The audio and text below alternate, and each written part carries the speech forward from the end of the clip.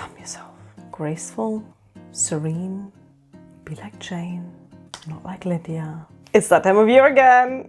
Hello and welcome to Spinster's Library and welcome to Jane Austen July 2025. Well, not quite. Yes, it is only June, but as always, in June, it is time to announce Jane Austen July 2025. For many of you, this is going to be a familiar video because for I don't know how many years I have been co-hosting Jane Austen July with the founders of Jane Austen July, Marissa from Blatantly Bookish and Katie from Books and Things. What is Jane Austen July? If you've been around these parts of the internet for a bit longer, you can probably speak along with me because this is a familiar announcement. But if you are new, then stick around and listen to what's going to happen. Jane Austen July is a month-long readathon in the month of July for every year for, I want to say 9 years now, might be 8, in which we, whoever wants to take part, celebrate the work and the life of Jane Austen. This year is going to be a particularly special one because 2025 is the 250th anniversary of Jane Austen's birth. So there is a lot of Jane Austen stuff around anyway this year, and we're just joining the party over here. Jane Austen July is made up of 7, I have done this before, I swear, 7 reading and watching challenges. However, to really take part in Jane Austen July, you only have to do one thing. Can you guess what it is? Yes, it is in fact, read some Jane Austen. The first challenge is to read one of Jane Austen's main 6 novels, which are, of course, recite with me, Northanger Abbey, Sense and Sensibility, Pride and Prejudice, Mansfield Park, Emma and Persuasion. You can pick any of these 6 to read, and as soon as you open the book to the very first page, congratulations, you are participating in Jane Austen July. Yes, it really is that easy. I am going to be reading Emma, and I'm going to be reading Emma with hopefully a lot of you as well, because Emma is this year's group read. Now, we usually do 2 group reads in Jane Austen July, but because Emma is quite a lengthy book, we've decided this year to stick to just the one. You'll find the reading schedule in the description box, but essentially we'll be reading 2 chapters a day throughout the month of July. Emma has nearly 60 chapters, so that's going to be a nice, easy pace that hopefully everyone can keep up with.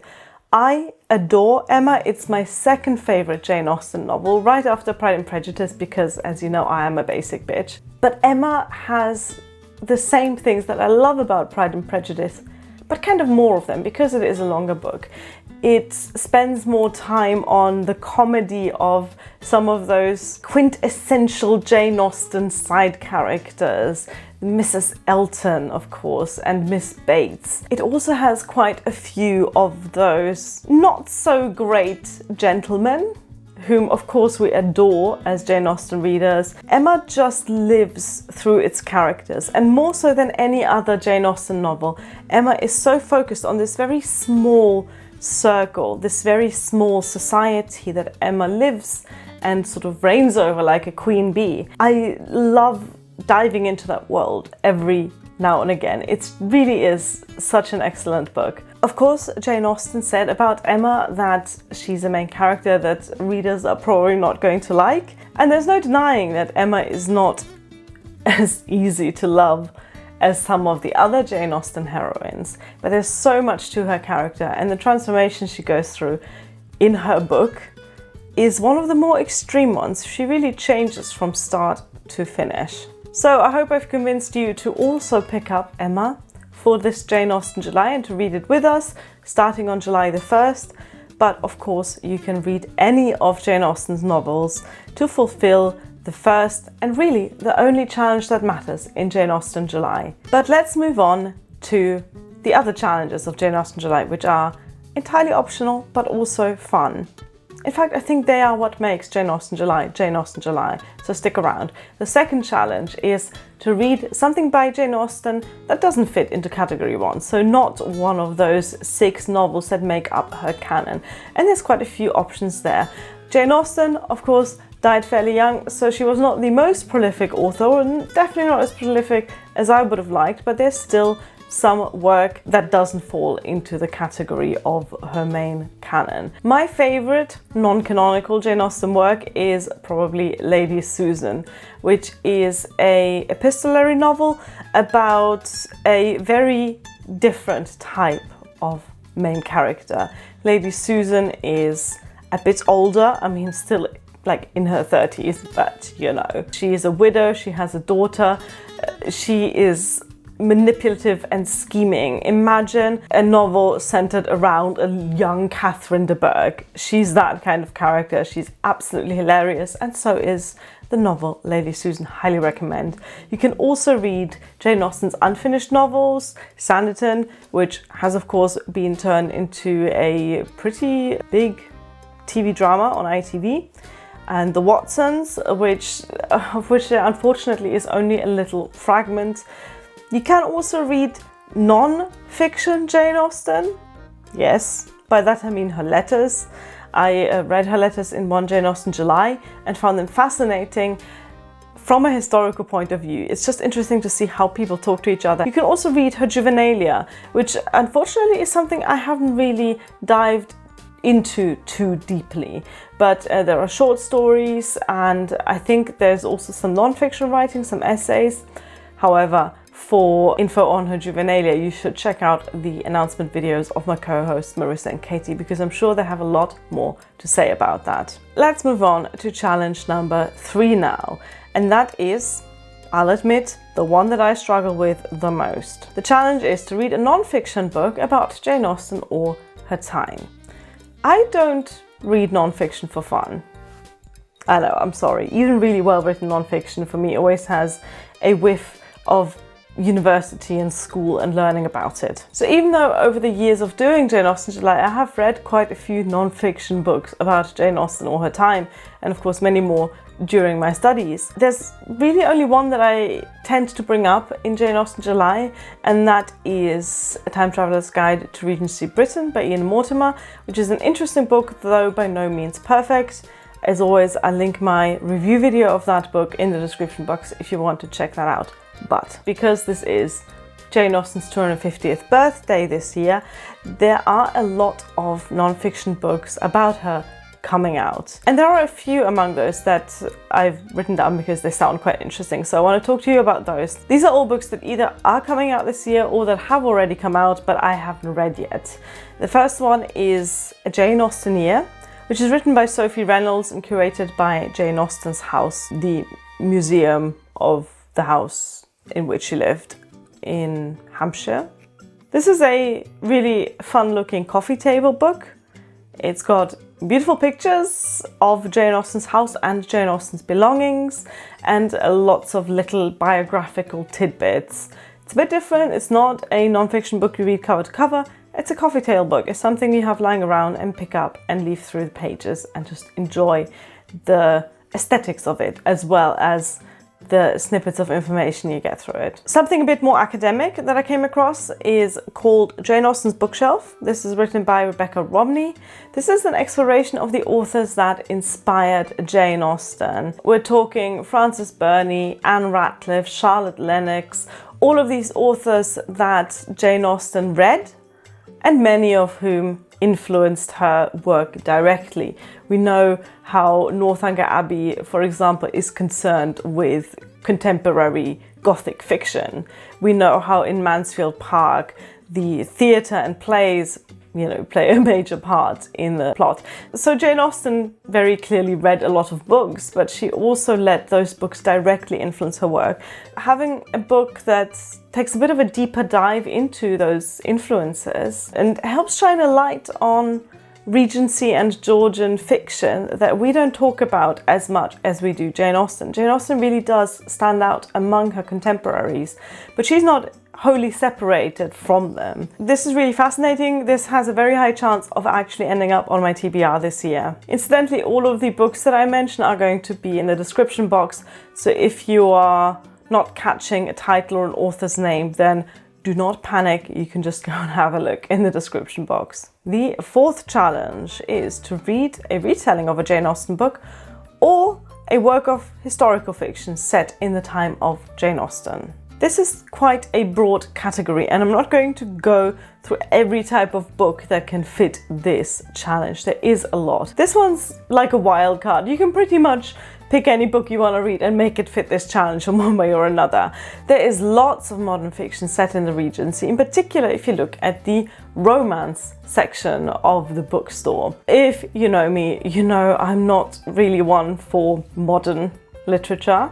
So for this challenge, I always try and see what kind of classics fall under the category of books set in the Regency. And there is a lot. If you're looking at 20th century literature, there's Georgette Heyer, who of course single-handedly invented the Regency romance genre. Last year I read her novel Venetia, which I enjoyed a lot. I can recommend that. I'll link the review video of that in the description box. But also if you look at Daphne du Maurier, for example, her novel Jamaica Inn, which is really fun, bit creepy, bit dark, that is also set in the Regency in Cornwall. You can go even further back. Lots of Victorian literature is set in the Regency or in the late Georgian period, during Jane Austen's lifetime anyway. For example, Jane Eyre by Charlotte Bronte or Wuthering Heights by Emily Bronte, if you dare. Now, I just said that I prefer a classic to a modern novel, but this year I have really been diving into specifically young adult retellings of Jane Austen's works. I'm going to make videos about this, so in Jane Austen July you will be spammed with my reviews of YA retellings of Jane Austen's works. One that I read quite recently and really enjoyed is Pride by E.B. Savoy. This is one that's recommended a lot on BookTube. It's not the first young adult retelling of a Jane Austen novel, not by a long shot, but I feel like it was a novel that really made a big splash when it came out in 2018 and that has since sort of shaped the genre of young adult retellings of Jane Austen novels. It's, as you can tell by the title, a Pride and Prejudice retelling set in modern day Brooklyn. I really enjoyed it, but you know, for more opinion, you'll have to wait and see. Where the Rhythm Takes You by Sarah Dass is another one that I can recommend. This is also a modern day retelling of Persuasion, set at a holiday resort in Tobago. I also had a little look at what modern retellings are coming out this year, and I came across Give Me a Reason by J.C. Lee. This releases 29th of July, so if you want a nice finish to Jane Austen July, then you might pick that up on release day. This is not a young adult retelling. This is, by the looks of it, an adult contemporary romance about, and I quote the blurb, a Korean drama actress gets her second chance at love with the man she left in order to save her family. If she can work up the courage to risk her heart on forever, one last time. So this is very obviously also a modern retelling of Persuasion. Just putting that out there, it's not out yet, but releases in Jane Austen July. What perfect timing. Let's move on to the fifth challenge, which is the last reading challenge. The other two are watching challenges, and there's a bit of a twist coming with one of the watching challenges as well. But first, challenge number 5. Read a book by a contemporary of Jane Austen. There are a lot of people who wrote books at the same time as Jane Austen, but there aren't many people who wrote books at the same time as Jane Austen who really match our modern taste in literature. But a few definitely still stand out. If you haven't read Frankenstein by Mary Shelley, this is not even your challenge, this is an order to read it, because it's by far the most noteworthy book written by a contemporary of Jane Austen. I love Frankenstein. It's an absolutely stunning piece of literature. There's a new adaptation coming out for that, I think this year or next. So what are you waiting for? Go and read it. It's amazing. You know, the story of Frankenstein, dude creates monster, monster goes on a violent rampage, but there's so much more to the novel than that. So much more that didn't translate into adaptations and didn't translate into pop culture. I also quite enjoyed Mary Shelley's later novel, The Last Man. I think this one's from 1826, so after Jane Austen's death. You know what, Frankenstein's also from after Jane Austen's death, because that one came out in 1818. Still, Mary Shelley was a contemporary of Jane Austen, and therefore this counts. The Last Man is commonly known as the first dystopian novel. So if you like the genre of dystopian fiction, you want to go back to its very origins, that's the book to pick. It's not as tightly written as Frankenstein.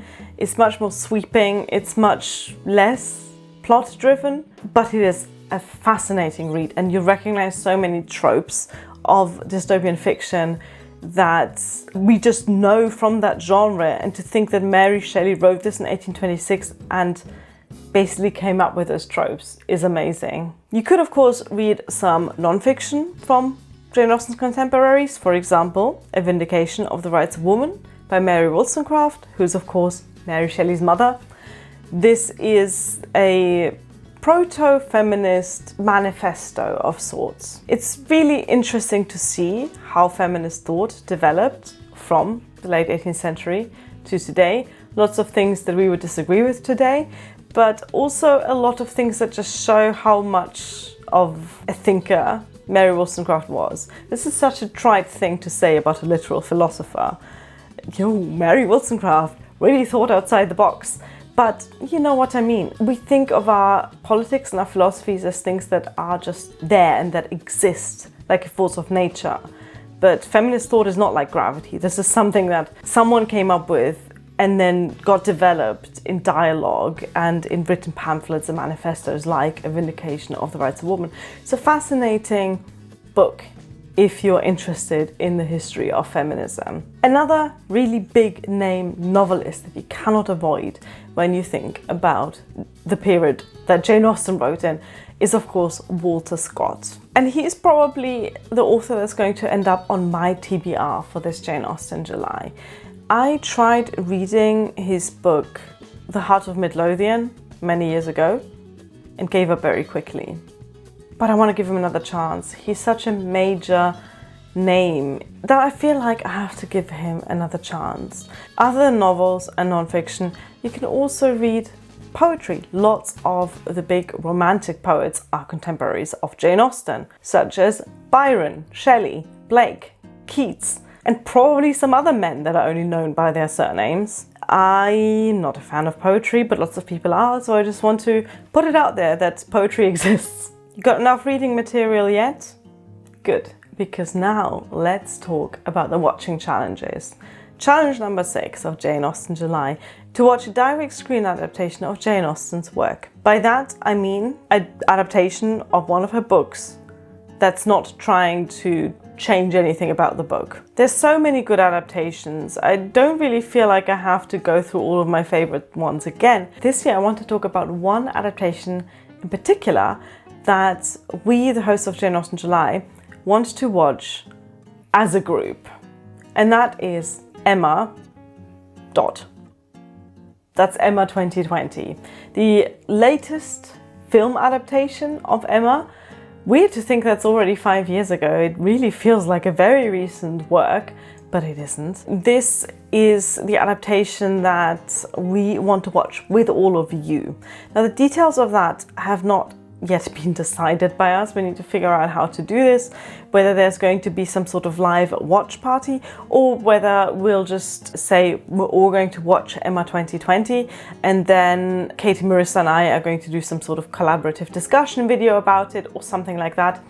Like I said, hasn't been decided yet, but we'll let you know by the end of June at the latest what we're going to do with that. However, you can already obtain Emma if you don't have it yet and give it a little rewatch. It's a really good film. As I said earlier, Emma is a very long book, so squeezing that book into a normal feature film length is going to be a challenge for any adaptation. But Emma 2020 did a really fantastic job. The film looks great. It's got all the humor and it's got all the romance. It's got all the wit of the novel, and it manages to marry a really modern aesthetic with a really historical feel. I've only seen it once. I'm very excited to watch it a second time, and I'm even more excited to discuss this film with my co-hosts and hopefully with all of you as well. The final challenge, and one of the most fun ones, I think, is to watch a modern screen adaptation of a Jane Austen book.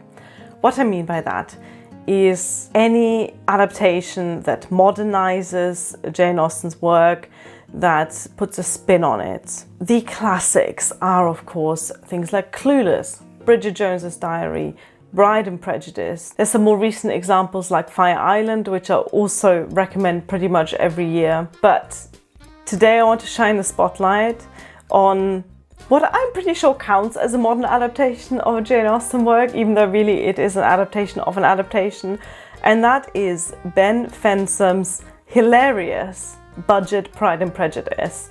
This, I'm pretty sure, was first released on TikTok, but I'm not on TikTok, so I watched it on YouTube, and I'm going to link the YouTube down below. I'm sure you can find the TikTok from there if you wish. Ben Fensom, who some of you might remember him as a booktuber, but clearly his career has taken him slightly sideways into TikTok comedy. He did this absolutely hilarious lip sync version of 1995 BBC Pride and Prejudice. I don't know what will become of us all, indeed I do not. And I cannot bear to think of Charlotte Lucas being mistress of this house, that I should be forced to make way for her and live to see her take my place in it. My dear, do not give way to such gloomy thoughts. Let us hope for better things. Let us flatter ourselves that I might outlive you.